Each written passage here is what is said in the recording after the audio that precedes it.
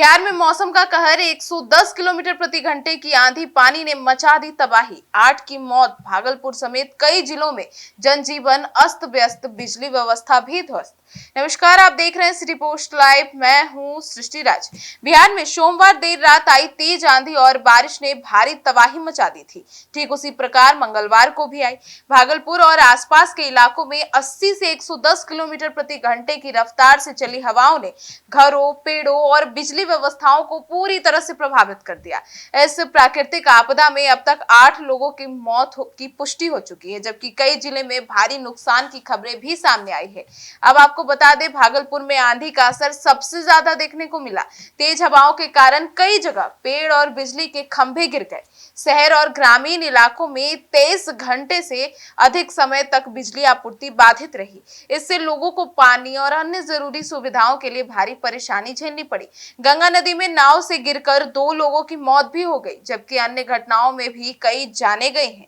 सुपौल में ठनका गिरने से एक व्यक्ति की मौत हुई है, जिससे पूरे क्षेत्र में दहशत का माहौल बन गया है। अब भागलपुर स्थित जवाहरलाल नेहरू मेडिकल कॉलेज अस्पताल के मेडिसिन विभाग में बने 16 बेड वाले हाई डिपेंडेंसी यूनिट को भी भारी नुकसान पहुंचा है। कई स्वास्थ्य सुविधाएं बाधित हुई है, जिससे मरीजों की देखभाल पर असर पड़ा है। दरभंगा में कीरतपुर प्राथमिक विद्यालय मकतब कुबौल में 2 मंजिला भवन की छत गिर गई, जबकि उत्क्रमित मध्य विद्यालय धरौड़ा में बरगद का पेड़ गिरने से स्कूल भवन क्षतिग्रस्त हो गया। मधुबनी में भी कई जगहों पर पेड़ गिरने की घटनाएं सामने आ गई। अब ग्रामीण इलाकों में भारी तबाही और किसानों को बड़ा नुकसान भी हो गया है। जी हाँ, नवगछिया, खरीक और आसपास के क्षेत्रों में आंधी ने किसानों की काम को काफी उनकी कमर तोड़ दी है। एक तरीके से उनके खेतों को नुकसान हुआ है, उनकी फसलों को नुकसान हुआ है। केले, आम और लीची जैसे फसलें पूरी तरह से नष्ट हो गए। कई जगह केले के बागान पूरी तरह से उजड़ गए, जिससे किसानों को करोड़ों रुपए का नुकसान होने का अनुमान लगाया जा रहा है। कई गरीब परिवारों के कच्चे मकान ढह गए, छप्पर उड़ गए और मलबे में वो दबकर पशुओं की मौत हो गई।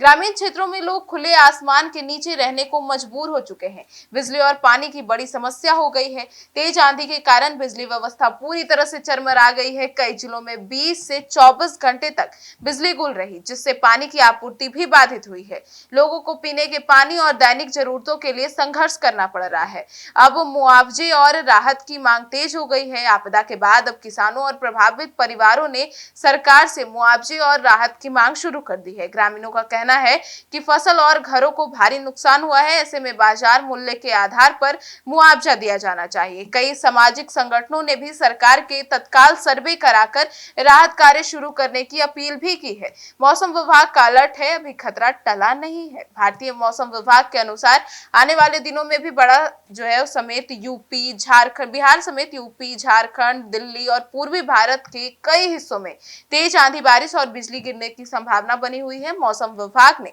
लोगों को सतर्क रहने की सलाह दी है। कई इलाकों में 80 से 90 किलोमीटर प्रति घंटे की रफ्तार से हवाएं चल सकती है, जिससे हालात और बिगड़ सकते हैं।